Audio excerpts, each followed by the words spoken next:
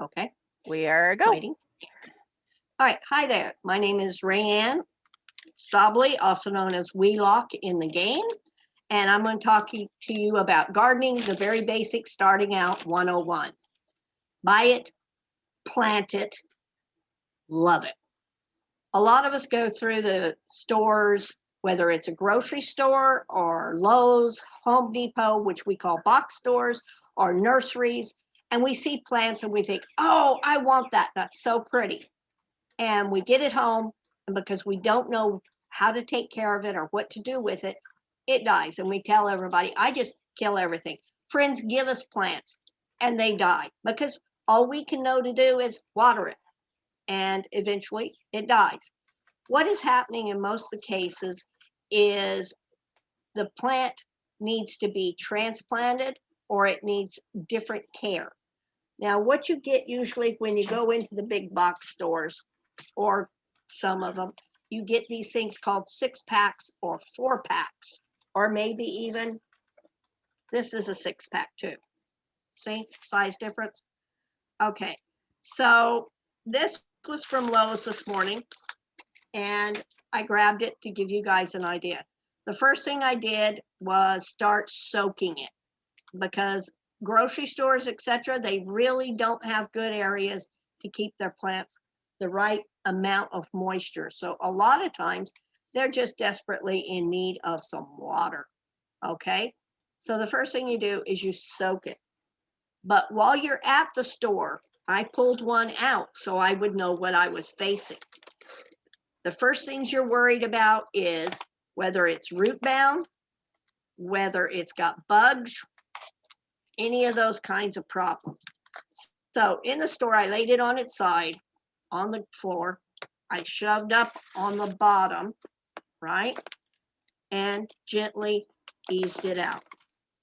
Well, voila. As you can see, trying to figure out where the camera is. Oh, there it is. All right. I'm hoping you can see the roots, how they go all the way down. You'll get some where it'll be just a solid mass of roots in a circle and start coming up the sides. When the roots have nowhere else to go, they'll start climbing it up the sides. All right, so part of soaking it also loosens this up so you can open it up to be able to plant it. Even the plants that your friends give to you, coworkers give to you, everything like that, the first thing you want to do is check the roots, because you don't want them to be all in a circle, because that means they're getting no nutrition. Okay, and at the same time you want to see if there's any bugs. If there's bugs, throw it away. No, actually, if there's bugs, what you can do is try and catch some of the bugs on cellophane tape and take it to your extension office. If you got them from a nursery and you get home and you take it out of the pot and you go, oh my gosh, there's bugs. If they're little bitty white flying ones or anything like that, get some of the cellophane tape that's about 2 inches wide and hang it right next to the plant. They'll fly around and they'll land on it. If they're crawling in the dirt, take that cellophane, try to catch them onto it, because you can then fold it over. You can take it back to the nursery and say, this is in my plant. What are they? That's their job to identify it. If you have an extension office near you, you can take them into the extension office and they'll identify the bug and they'll tell you what you need to do about it. There are lots of different bugs that have both the babies in the soil and the adults flying around. The adults suck the juice out of the plant, lay the eggs in the soil. The babies in the soil eat the roots. Bad news all the way around. And if you get it in your house, say you've got good house plants and you get it in your house, you can bring in those bugs. They'll go through all your house plants and they are miserable to get rid of. So check for flying insects or bugs by pulling one of them out. No nursery, not even the big box stores are going to care. You don't grab it by the plant. You push it like I showed you from the bottom and slide it out into your hand. And that way you can see the base. All right. So that's what you're doing there. I personally go to nurseries or local garden centers or even local gardener events like Master Gardener sales and things like that, because they're going to have better quality and bigger plants for your dollar. The big box stores buy nationally for each area. And a lot of their people really don't know very much about plants. So when you go to asking them questions, they're like, I'm not real sure. The nurseries, they learn about their plants. That's their job. That's their only way to stay alive. So they're going to know what they have, and they will help you every inch of the way. Now, as you'll notice, these plants that I just soaked have water coming off of them. That's fine because I'm going to transplant them. But if you have water pouring off your plant like that continuously, unless it's supposed to be in a swampy container, it's going to die. Plants need to have air, and they need to have air in their roots also. So constantly keeping it wet lets it do a thing called root rot. They die, they drown, they die. You don't want that. So you want to give it water so it has a good drink, just like you eat a meal. And then you want to let it sit between those until the top of the soil starts to dry out a little bit. If you're not sure how much water it needs, every one of them should have a card, okay? On the card will be the information for how big the plant is going to get to be. Harrison, can you change this to the computer or pull that camera closer? It's not picking up what I need it to pick up. It'll also tell you when it's going to bloom, if it's a blooming plant. Is it helpful for me to show this? Is it showing in the screen? Not good enough? Okay, so it tells you, the polka dots tell you when it's going to bloom. It tells you what kind of sun it needs, and it tells you what kind of watering it needs. Then on the back, it'll tell you it'll kind of tell you more about that information. Like the bloom time is on a rose mallow is, and that's an aster that he's showing you. So the bloom time is, this one is midsummer to fall. It needs full sun. Now, the problem with full sun is most of these plants are grown in the Midwest or north of me. I'm in South Carolina. Our full sun is murderous to plants because it's humid and hot. We have 99-degree humidity and 99 degrees out there. It's a cooker. So a lot of plants that can take full sun, if you actually go in and look at the plant hardiness zone for that plant, if it's, I'm plant hardiness zone 8B and 9. If it doesn't say it can handle full sun all the way down to zone 10, which is Florida, I figure I need to give it a little bit of sunshade late in the afternoon in high summer. So in the winter, it could be out in full sun. It wants 6 hours of sunlight. So I set it where it can get full sunlight. Then in the summer, I may move it somewhat behind a tree or something like that. So late in the day, it gets a little break from that intense sunlight, okay? This one tells you how much water. It says it prefers moist, well-drained soil. So what you want is soil like this, where this is quit dripping. Now see, that's pouring water off. I don't know if you can see it, but when I squeeze it, I'm pouring water off. Again, I was soaking these so that I could open them up. So I'm going to show you how to plant.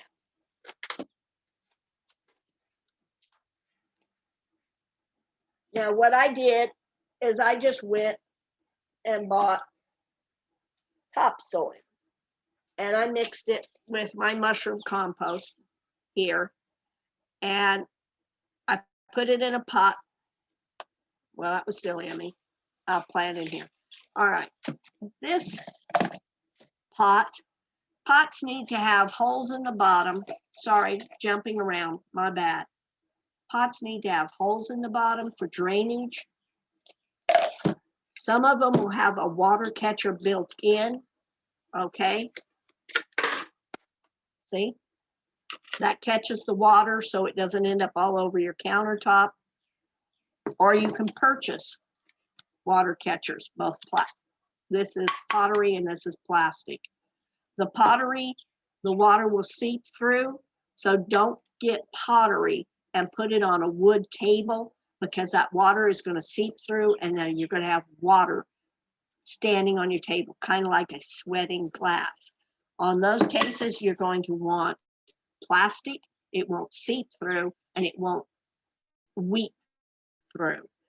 I would still strongly suggest putting, this is when doilies our grandma's made are great, because that lifts it off the wood and makes it that little bit safer. If it's outside, obviously you don't have to worry as much. You want to keep the water with the plant, because the water's going to pour through, and then you want it to soak back up a little bit. A lot of times when we water and the soil is dry, the water will just kind of pour off the sides, and it'll sink in just a little bit at top, but it won't sink into the middle part of the plant. And that can be a real problem, because you're watering and thinking everything's great, and your plant's showing it's not getting water, so you're watering more often. So the plant starts sending the roots up to the edges to try and catch that water. So you now have a plant with very shallow roots that have to be watered often. And the first time you forget, it starts having real problems, up to and including dying. And that's where we get disheartened. So you want something so it's going to have enough plant that it can make the dirt live. What I'm going to do now is open up this root bound, and so you see I'm pulling it open, and because it's wet, it pulls open real easy and it doesn't harm it. If it's super tied up, lots and lots of roots, you may have to break a few, but try to be way down here at the bottom. So I've opened it up, I take it, I put it in my potting soil, and I firm it down. And then I firm the potting soil around it. So I did that. Okay, now I'm going to show you on another one. I'm going to do this one. You can see the openings down there. Okay, now a lot of times your grandmas and stuff told you to put rocks down there, and that's to keep, my assistant is going to fetch me some more rocks. Rocks can be any size, from fairly large to really small. You can put marbles in there. You can put broken knickknacks in there. You can put anything you want in there. I usually put straw or something in there, but because I know it's hard for people to get a hold of straw.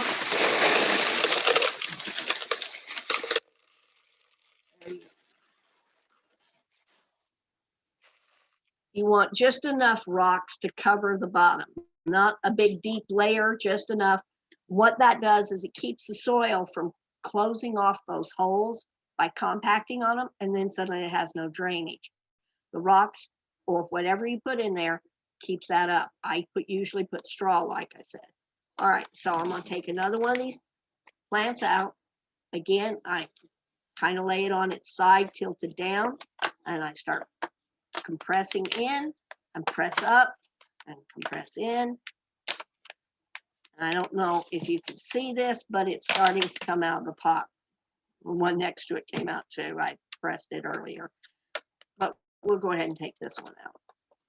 Now, this one, the roots had actually gone next door and joined up with the one next door. You can see the roots, how they come around the bottom there. Okay, so I'm going to put a scoop of dirt over my dirt there. Now, when you go to the store to buy your soil to plant, if you're going to plant one or transplant, you can buy a potting soil if you're going into pots, containers, and it will have vermiculite. That's a little white stuff in it. And what that is it keeps the pot open. It's like miniature stones, and they're from volcanoes.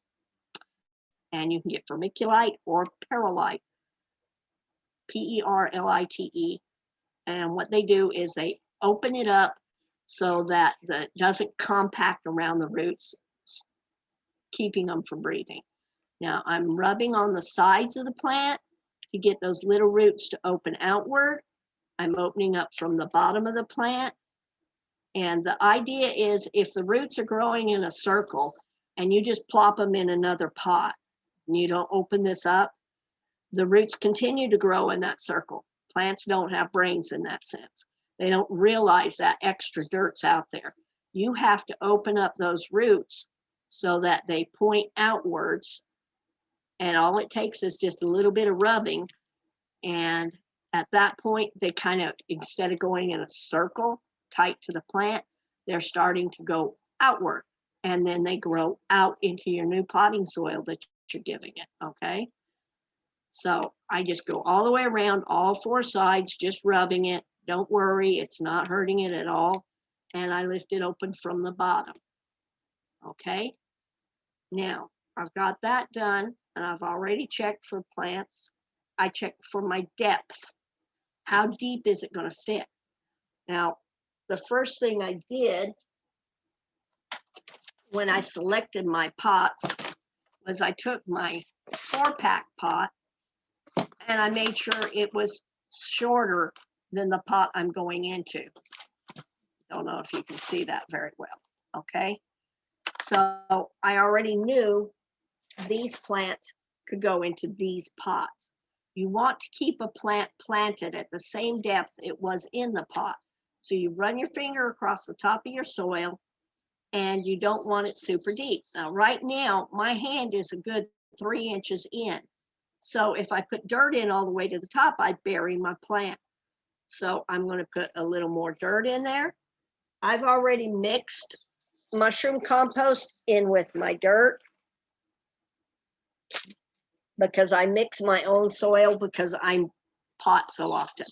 But if you're buying potting soil, you just use that straight, okay?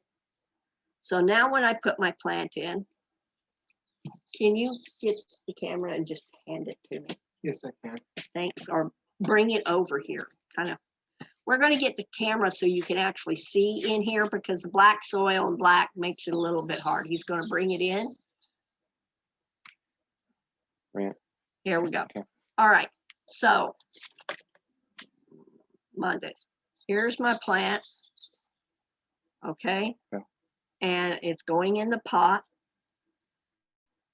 And here's the top of the soil.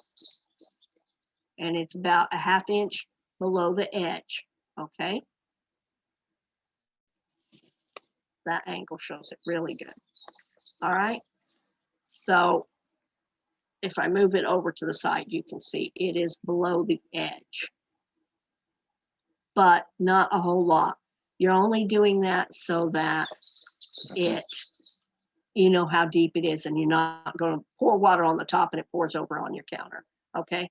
So there's my plant ready to be planted. At that point, I can, Okay, is it on the surface? yes, I get more soil and I just start putting the soil around the plant. If I have any stuck together balls, I just break them apart, okay?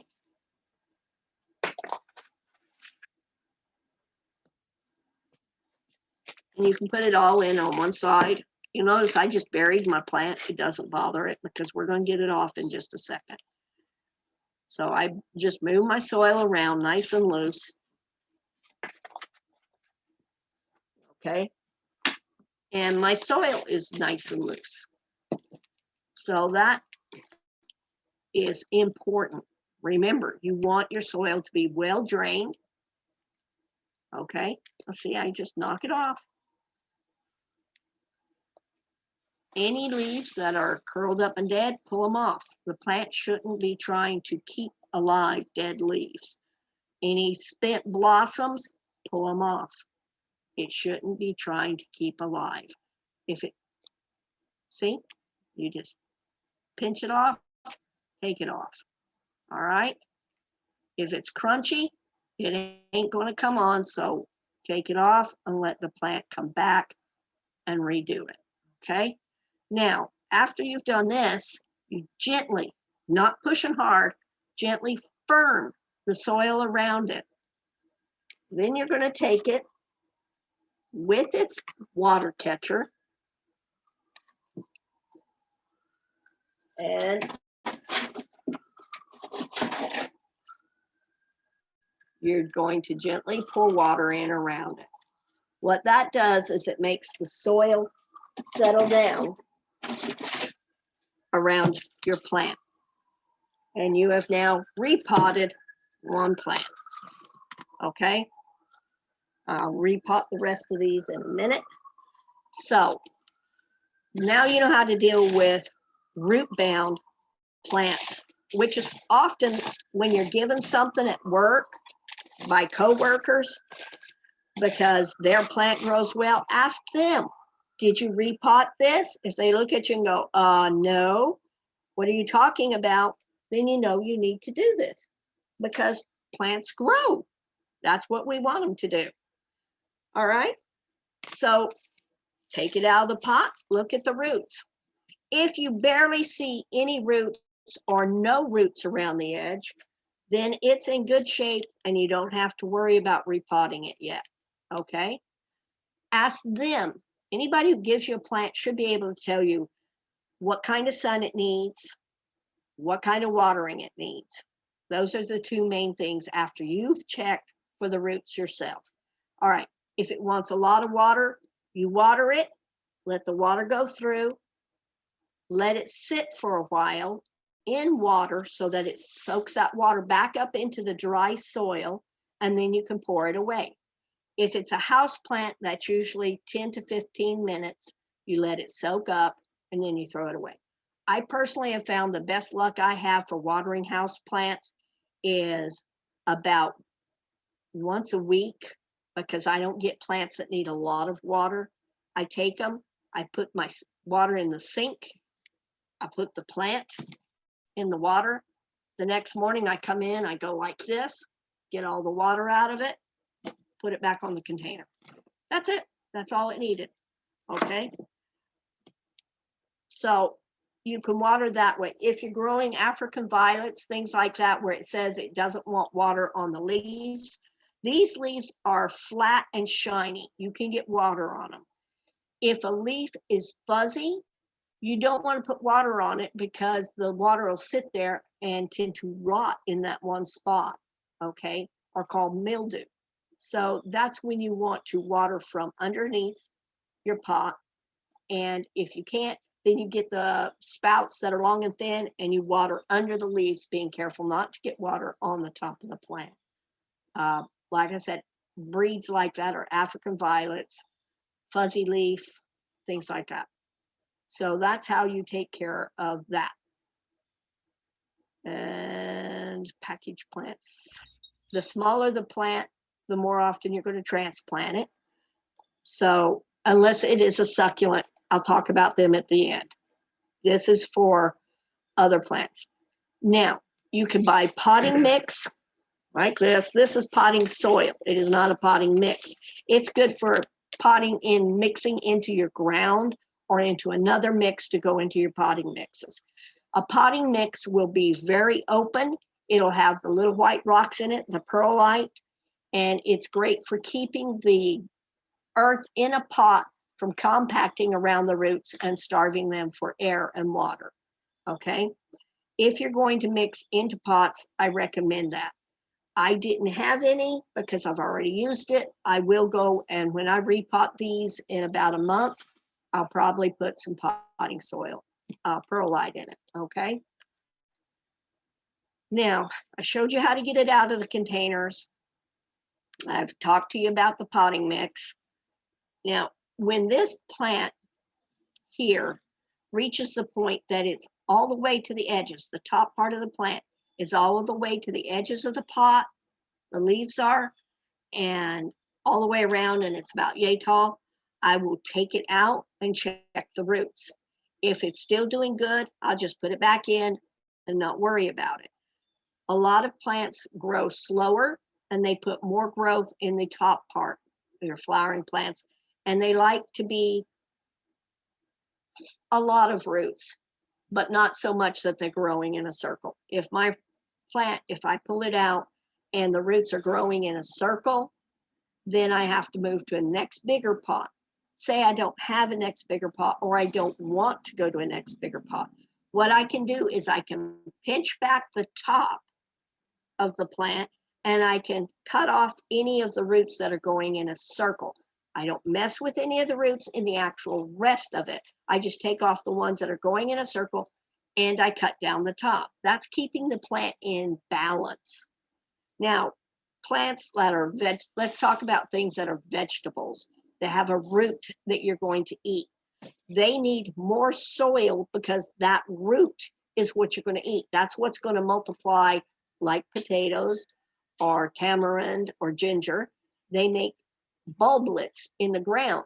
So you've got to give them a lot of very open soil to multiply into.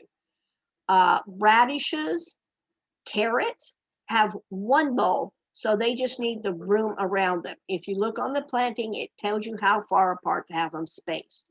If it says 3 inches and you just have a tray this long, say a 6-inch long tray, what you're going to do is you plant catty corner.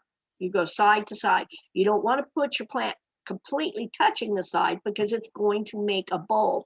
You come in a couple of inches, you plant one, then you go across, you plant one. Rather than putting just a row straight up the middle, you can go a little side to side of the middle and you can get more plants in.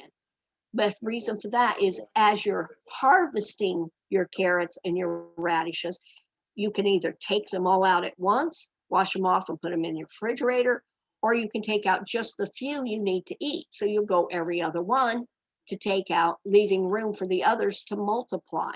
And that way you can stagger your harvesting. Okay.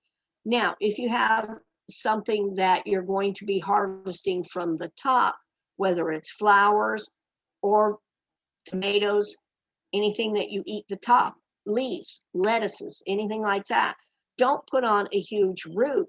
They put all their growth in the top. If it's a green that you want to have lots of greens, like lettuces types, spinach types, things like that, turnips, you want to give it a more nitrogen than anything else.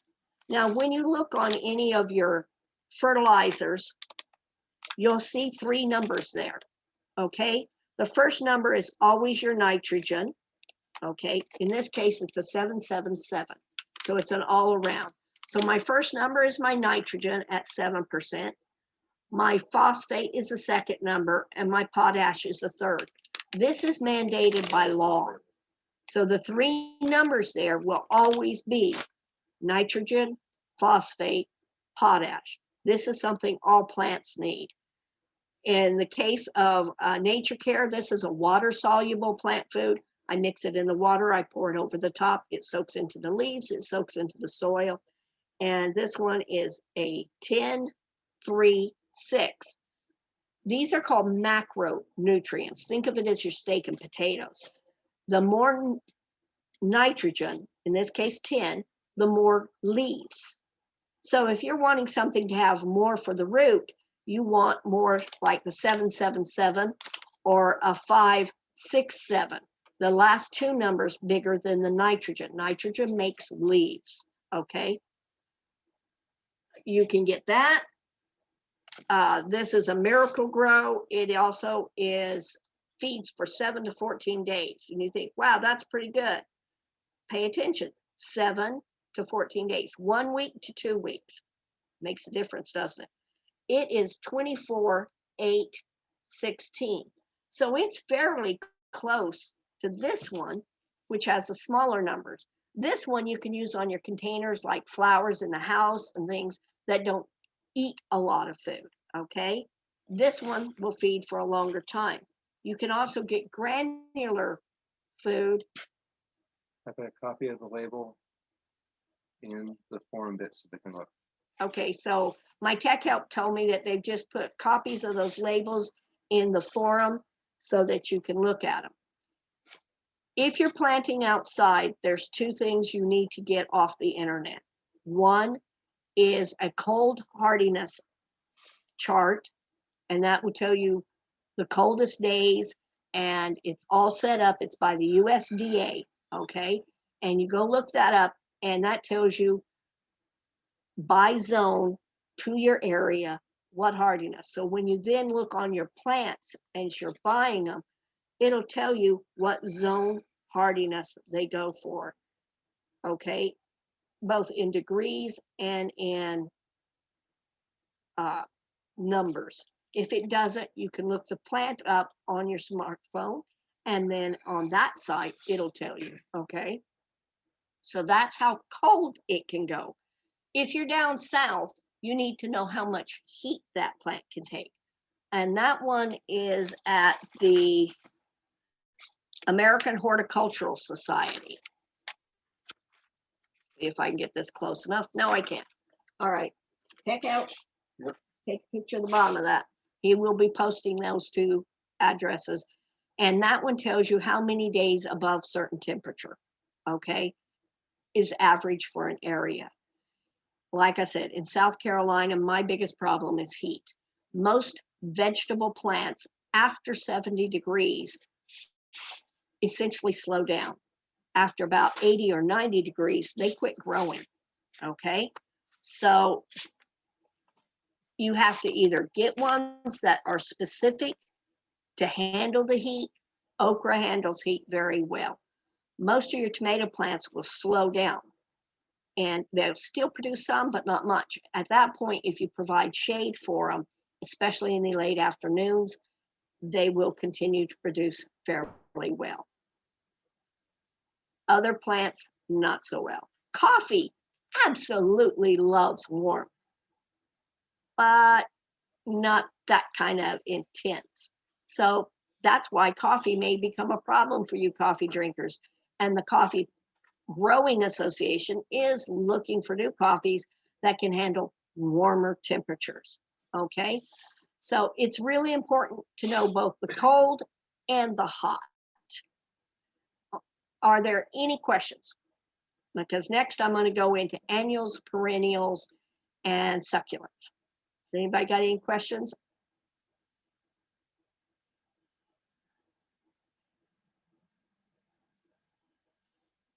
All right, next, annuals.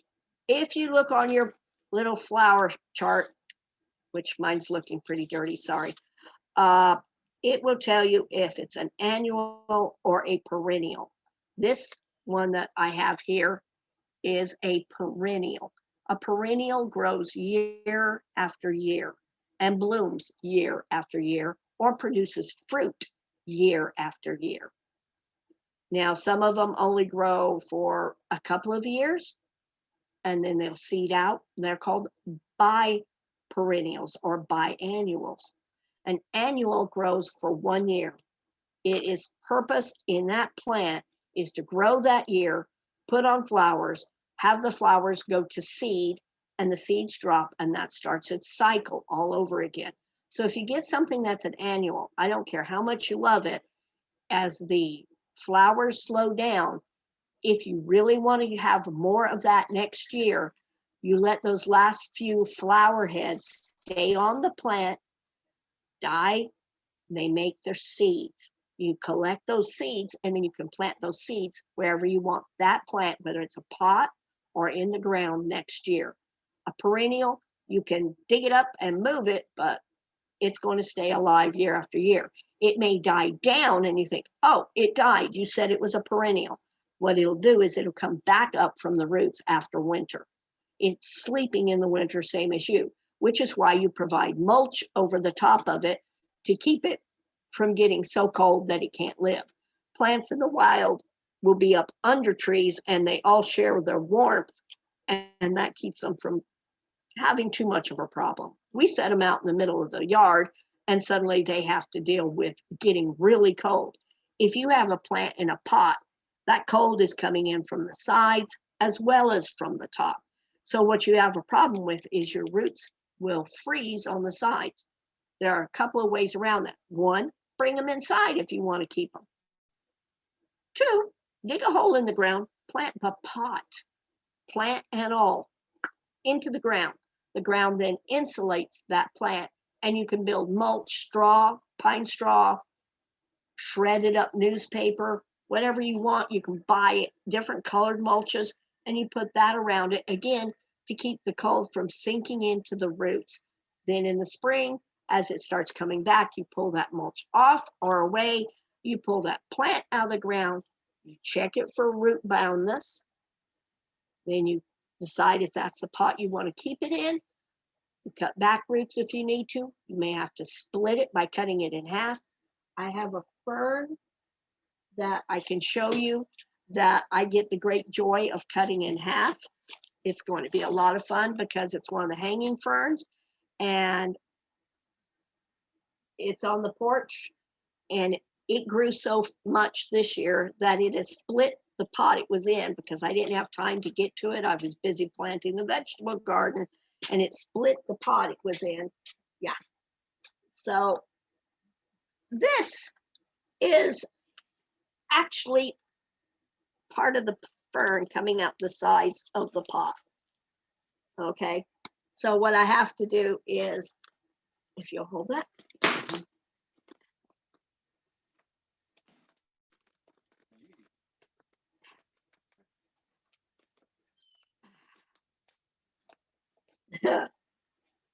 It's tougher than me, ladies. There we go. Out. Ta-da! My fern. Ferns are tough plants, by the way. So this is root bound. See all these roots? All the way down? But ferns are used to that. What I will do is I will get a knife and I will cut it. No, no, the knife's over there. But what I'll do is I'll get a knife and I'll cut this in half and then into fourths. And I'll plant each one of those fourths with dirt, and it will come up gangbusters. It'll have no problem whatsoever. I've done it to them before. If you have bulbs, irises, gladiolas, amaranths, any number of bulb plants, in the foods that would be turmeric, ginger, any of those, then what you would do is simply open it up, dig it up from way out around it, dig all those roots up. Now in ginger and turmeric, you'll harvest some of those roots to eat in the house for yourself, but the others then you'll plant back for that plant to grow again and make more for the next year. Irises, all of the lily families are the same way. You, after they've bloomed, you leave the leaves on, you cut off the bloom stalk, you leave the leaves on. The leaves are going to go brown in the winter. It's going to go dormant in the winter, and that's good. In the spring, you dig it up, you have lots of bulbs, you separate them out so that you've got leaves on each one of the big sets, and then you plant those, and that's called separating or dividing. Okay, and that's how you propagate your irises and all those things that you may grow or you may get from a pot in the store.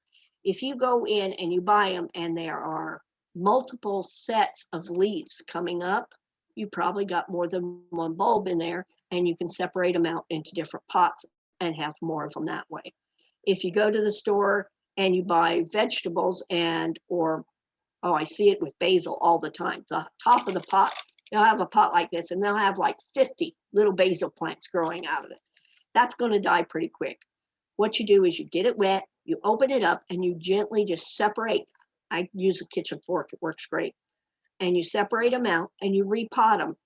Some of them may die, but the majority of them will live and grow up to be bigger, healthier plants that you can then pinch all the leaves off of to eat.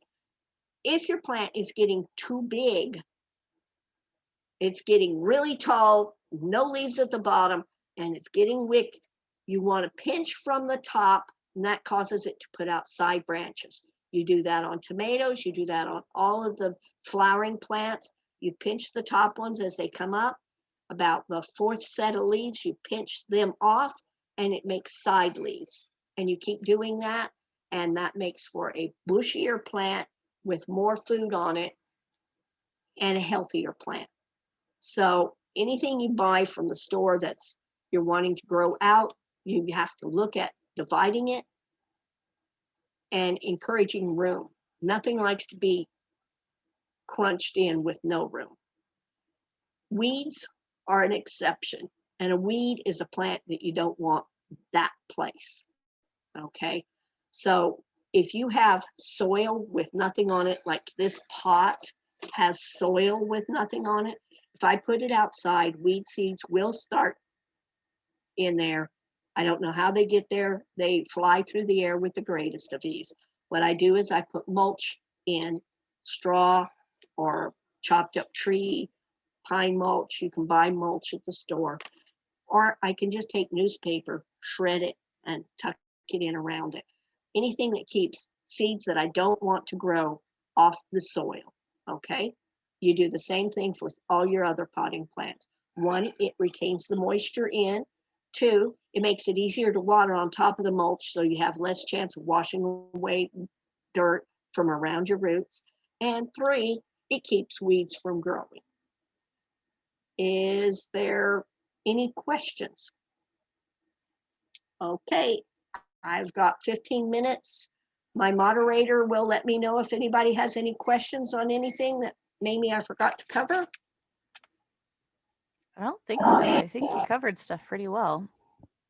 I tried to. I tried to cover buying it, planting it, and being able to love it without it dying on you, whether you're getting it from friends or buying it from a store, how to identify whether it's sick or healthy. Like these look pretty horrible. I mean, they really do. I don't know if you can see this real well. And they're healthy plants. On this side, you can see they're actually fairly healthy.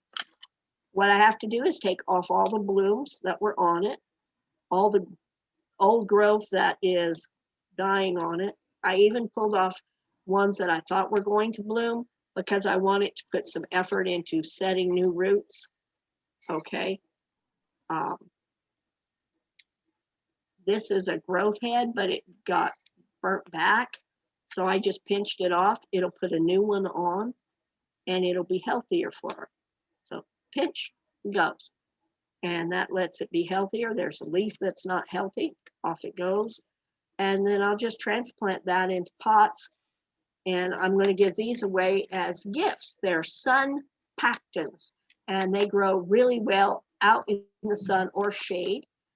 And what it says on it is full sun, 6 hours, direct sun. I will tell you now, 6 hours of morning, noon till about 2 or 3 in the afternoon, and it's a happy camper. In high summer, June, July, August, and September, 6 hours afternoon sun is really, really hard. So I would put it where it would get filtered sunlight through the branches of other plants, through things like that. Water, it says 2 times a week, more when dry. So it wants its soil to get a little dry in between. It can handle that, but it doesn't want to go bone dry deep. So when I stick my finger in the soil after I put this in a pot, I'll stick my finger in up to my first knuckle. If the tip of my finger is damp, I can wait another day. If it's dry all the way down, then I very slowly water it. Or I set it in a bucket of water, let it soak that water all up for about 30 minutes, and then set it back out, okay? And then it says its size will get between 24 and 36 inches tall and 18 to 24 inches wide. So that's this wide, my whole arm, okay? And at least that tall.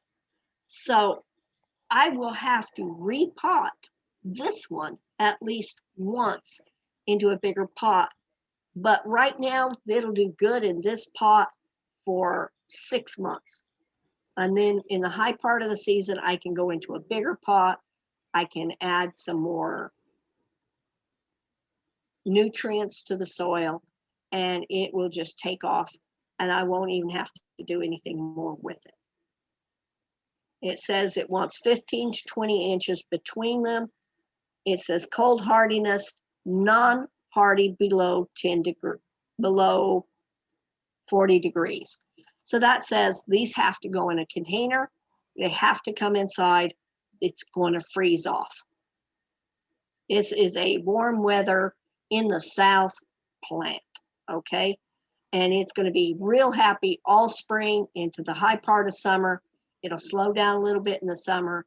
I will cut it back. I will pinch back the leaves. I will give it more amendment.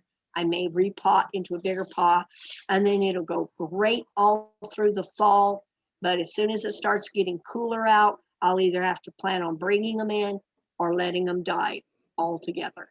And this is considered a sunpacton is considered it should say it on here, blooming season, spring and summer and fall, nothing for winter. And it says on it that it is an annual, okay? So there we go. And there's a place to text to get more information on it.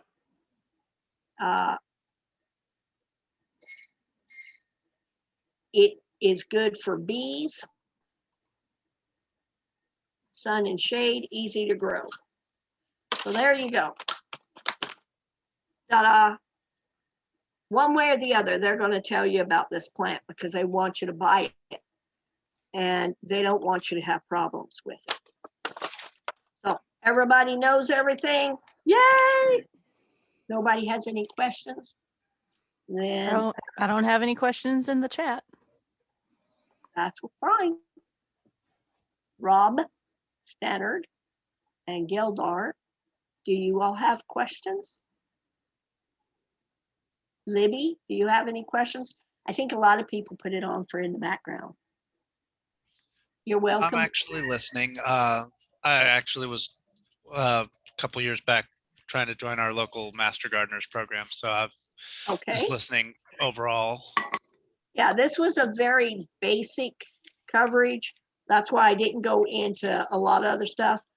I don't do succulents. I'm kind of came from the Southwest, don't like cactus, don't like anything like them. So I really can't tell people anything other than don't water them very often. They want to be misted. If you're growing a cactus, look for where it normally grows. Find out when it rains out there and mist your plant bin, and otherwise don't water it. Go with the cycle that's out there. Yeah, on that, I mean, I've got a succulent that's been in my bathroom for 2 years now that just us taking showers and stuff is all the water it gets. And it's been growing for, like I said, 2 years, just sitting on the back of the toilet. Yep, that's perfect. A lot of them say bright indirect light. So they're wanting not to be in the window that has the sunlight coming in it, but in the window that has light, but not direct sun coming in. African violets do great in bathrooms. Same reason. They don't need a lot of moisture. African violet, I grew them in my bathrooms and I just watered like once a month from the bottom. I had them sitting on rocks. I'd raise the moisture level in the rocks by filling it up so that it would come up to the plant, let the plant soak up what it needed, and let that go back down because they like a humid climate, which is why bathrooms are perfect for them. So that's another one if you wanted something actually have flowers that would do great in bathrooms. What state are you in, Rob? I'm in Texas. I've heard the Texas Master Gardener program's pretty good. I joined the one here because my husband was in the Air Force, so we moved around a lot, and I came from New Mexico to South Carolina. What little I knew about plants did not translate to South Carolina at all. So I took the Master Gardener program to learn more about things that would grow locally and how to assess them, which is where I found out about the heat map by the American Horticultural Society is the one that puts out the heat zone map. And that just does wonders. If you're growing vegetables, the best thing I got told in my Master Gardener class is find out how big of a root it has. and you can look them up by just say, type in tomato or zucchini or whatever, roots, and it tells you how big of a root it needs for optimum growth. And that's if you want the most out of your plants, the most food, the most flowers, the most greenery, that's how much root they need. Because a lot of times they tell you 18 inches apart, but that doesn't tell you how deep that root's going to go. And it turns out that tomato plants for optimum feeding is 2 foot. So anything between 2 foot and 18-inch deep is what tomato plants require. So you can grow them in less, they'll grow and they'll give you tomatoes, but not as many as they would if you gave them that bigger, deeper pot. And when you start them out, you don't want to give them a whole lot of nitrogen because that just puts on lots of leaves. If you keep giving it high nitrogen fertilizer, you get tons of leaves on any plant. So if you're wanting fruit, then you need to be giving it a balanced fertilizer like a 777, and they need calcium and potash and phosphorus the most. What I found for my tomatoes is I take banana skins, I chop them up, I put them in a jar with water, I let it ferment for a week, I pull that moisture out, I run it through a blender, and I feed that to my tomato plants, and I've never had blossom end rot. And that's, again, something I got from another master gardener. Geldar, G-H-E-L-D-A-R, is there anything I can answer for you? Okay, then I would say let's go ahead and end this recording. Thank you all very much for coming by. I hope I helped at least some way, and send me questions if you have any. My name is Weilok, W-E-I-L-O-K, the @ symbol, Zianet, and that's ZIANET.com, and I'll answer them as best I can. Thank you. Thank you so much.